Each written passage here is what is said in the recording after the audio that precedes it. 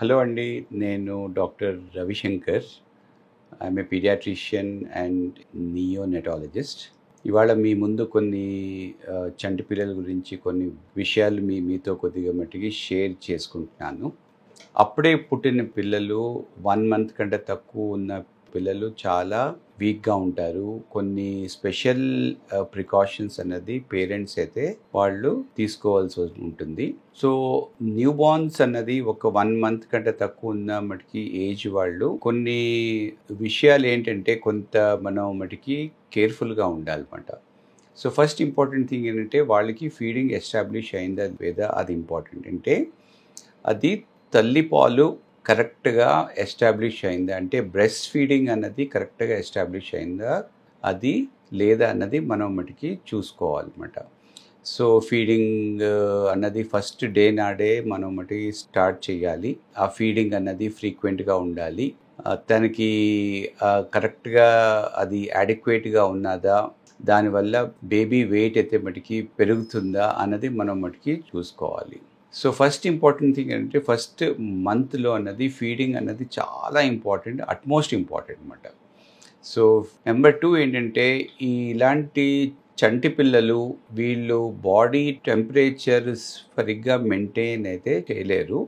వాళ్ళని మనం కొద్దిగా మట్టి వామ్గా ఉంచాలి, అంటే వెచ్చగా ఉంచాలన్నమాట. సో వాళ్ళకి మనకి ఎంతైతే మనకి టెంపరేచర్ ఉన్నదో దానికంటే కాస్త ఎక్కువగా వాళ్ళకి ఎన్వైరన్మెంటల్ టెంపరేచర్లో ఉంచాలన్నమాట.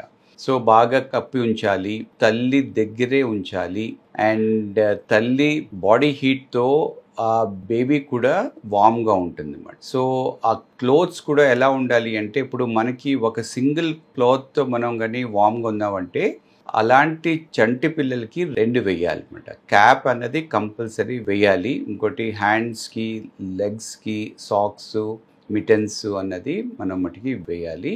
అప్పుడప్పుడు వాళ్ళ బాడీ టెంపరేచర్ కరెక్ట్గా ఉన్నదా లేదా అన్నది మనం హ్యాండ్తో కానీ థర్మామీటర్తో కానీ మనం చెక్ చేసుకోవాలి. సో వాళ్ళని వెచ్చగా ఉంచాలి. అదే విధంగా వాళ్ళని ఎక్కువగా మనకి ఓవర్ క్లోదింగ్ అనేది మంచిది కాదు. అంటే ఎక్కువగా మనం కానీ క్లోత్స్ కానీ వేసేస్తే వాళ్ళు మనకి ఓవర్ హీట్ అయ్యే ఛాన్స్ కూడా ఉంటుంది. థర్డ్ థింగ్ ఏంటంటే ఫస్ట్ ఫ్యూ డేస్లో వాళ్ళలో కొద్దిగా ఎల్లోయిష్నెస్, అంటే ఇది జాండీస్ అన్నది వచ్చే ఛాన్స్ ఉంటుంది అన్నమాట. సో 3rd డే నాడు 4th డే వస్తుంది.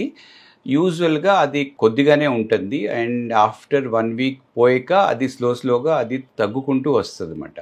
కానీ అప్పుడప్పుడు అది ఎక్కువైపోతుంది అండ్ హ్యాండ్స్, ఫీట్ అంటే పామ్స్, సోల్స్ కూడా అది మటుకి ఎఫెక్ట్ అవ్వచ్చు అన్నమాట. సో ఈ బాడీలో ఒకవేళ తనకి ఎల్లోయిష్నెస్ ఉన్నది, మనకి పచ్చగా మనకి కనిపిస్తున్నాయి, కళ్ళు, స్కిన్ ఇదంతా అనిపిస్తే డెఫినెట్గా మీరు డెలివరీ హాస్పిటల్ నుంచి వచ్చినా సరే మళ్ళీ విదిన్ 2-3 డేస్లో వెళ్ళి అక్కడ పీడియాట్రిషియన్కి ఒకసారి మటుకి చూపించుకొని తనకి ఎక్కువ ఉన్నదా తక్కువ ఉన్నదా, దాని అంతటికి అదే తగ్గిపోతుందా, ఆర్ మనం దానికి ఏమన్నా ఫోటోథెరపీ ఏమైనా ఇవ్వాలా లేదా అనేసి మనం మటుకి చూసుకోవాలి.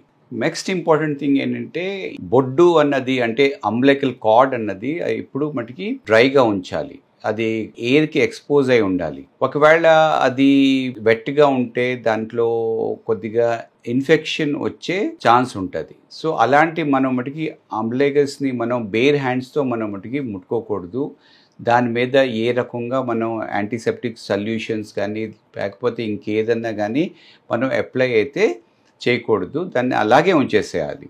అలా ఉంటే అది నెమ్మదిగా డ్రై అయిపోయి విదిన్ 1 వీక్ 10 డేస్లో అది వచ్చేసి అది మటుకి అంబ్లికస్ అంటే బొడ్డు అన్నది మటుకి హీల్ అయిపోతుంది. నెక్స్ట్ ఇంపార్టెంట్ థింగ్ ఏంటంటే ఈ కళ్ళులో మనం ఏ రకంగా డ్రాప్స్ అక్కర్లేదు.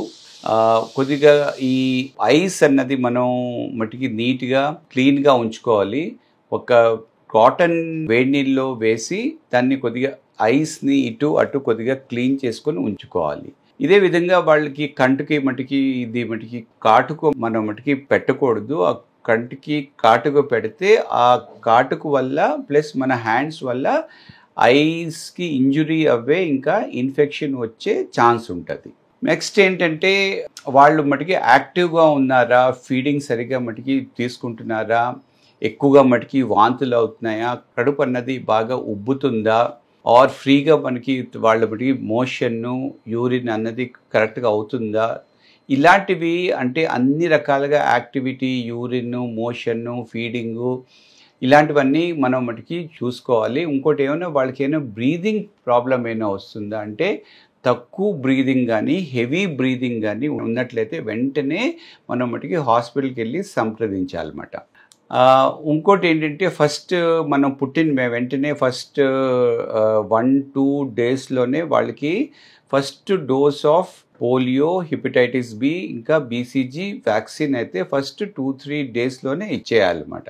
ఇస్తే వాళ్ళకి మటుకి ఆ వ్యాక్సినేషన్ అన్నది అది స్వెట్ అవుతుంది అండ్ అది అప్పటి నుంచి కంటిన్యూస్గా ఎవ్రీ మంత్లీ మటుకి వ్యాక్సిన్స్ కూడా వేసుకోవాలి. వీళ్ళు ఆఫ్టర్ 1 వీక్ పోయాక, ఆఫ్టర్ 2 వీక్స్ పోయాక వెయిట్ కూడా సరిగ్గా మటుకి చెక్ చేసుకోవాలి. వెయిట్ కానీ సరిగ్గా పెరగటం లేదు అంటే ఫీడింగ్ మటుకి సరిగ్గా చాలట్లేదన్నమాట. సో వెయిట్ కూడా మనం మటుకి చూసుకోవాలి. నెక్స్ట్ ఇంపార్టెంట్ థింగ్ ఏంటంటే వాళ్ళకి కొన్ని ఇంపార్టెంట్ మటుకి పరీక్షలు ఉంటాయన్నమాట. అంటే ఒకటి ఏంటంటే హియరింగ్ అసెస్మెంట్, అంటే సరిగ్గా మటుకి వినిపిస్తుందా లేదా అనేసి మనం అది ఓఈ అని ఒక పరీక్ష ఉంటుంది. అది మనం విదిన్ 1 వీక్ 10 డేస్లో మనం ఈ హియరింగ్ అసెస్మెంట్ అనేది మనం చేయించుకోవాలి. నెక్స్ట్ ఇంపార్టెంట్ థింగ్ ఏంటంటే వాళ్ళకి న్యూ బోర్న్ స్క్రీనింగ్ అంటారు. అంటే కొన్ని మటుకి మెటబాలిక్ ప్రాబ్లమ్స్ ఏమన్నా ఉన్నాయా లేదా అనేసి తెలుసుకోవడానికి, ఇంక్లూడింగ్ థైరాయిడ్ ప్రాబ్లం ఏమైనా ఉన్నదా లేదా అనేసి తెలుసుకోవడానికి మనం ఈ న్యూ బోర్న్ స్క్రీనింగ్ అన్నది మనం మటుకి చేయించాలి. ఇది కూడా 3rd, 4th డే నాడు ఒక చిన్న డ్రాప్ ఆఫ్ బ్లడ్ని ఫిల్టర్ పేపర్ మీద వేసి అది పరీక్షకి పంపిస్తే విదిన్ 2-3 డేస్లో అది వస్తుంది. దాంతో మనం ఈజీగా మనం చెప్పొచ్చు ఏమన్నా మేజర్ ప్రాబ్లమ్స్ ఏమైనా ఉన్నాయా లేదా అనేసి తెలుసుకోవడానికి ఇలాంటి బ్లడ్ టెస్ట్తో మనం మటుకి తెలిసిపోతుంది. సో ఇంకోటి ఏంటంటే వాళ్ళని ఎక్కువగా మనం మటుకి స్ట్రేట్గానే పడుకోబెట్టాలి. పాలు ఇచ్చేటప్పుడు ఎత్తుకొని పాలు ఇవ్వాలి. అప్పుడప్పుడు పడుకొని కూడా తల్లి ఇవ్వచ్చు, కానీ పడుకొని ఇచ్చినప్పుడు తల్లి మటుకి నిద్రపోకూడదు. సో తల్లి పాలు ఇచ్చి మళ్ళీ తనని వేరేగా పెట్టి తను మటుకి నిద్రపోవాలన్నమాట. సో ఇలాగా ఫీడింగు, వీళ్ళ మటుకి యాక్టివిటీసు, ఇంకా జాండీస్, ఈ మటుకి స్క్రీనింగ్స్ ఇలాంటివన్నీ మనం మటుకి ఫస్ట్ 1 మంత్లో చాలా ఇంపార్టెంట్. ఇంకోటి ఇలాంటి పిల్లలకి కొన్ని అంటే తేనె కానీ ఆర్ లేకపోతే మటుకి ఆముదం కానీ ఇలాంటివి మటుకి ఇవ్వకూడదు. ఇంకోటి కొంతమంది మటుకి ఏం చేస్తారంటే ఆ బొడ్డు చుట్టూ మటుకి కాలుస్తారు, అది మంచిది కాదు. సో ఇలాంటివి ఏవైతే అంటే ఫస్ట్ నుంచి ఇలాంటి చంటి పిల్లలకి ఓన్లీ తల్లి పాలు మాత్రమే ఇవ్వాలి, వేరేదేమీ మటుకి ఇవ్వకూడదు. Thank you.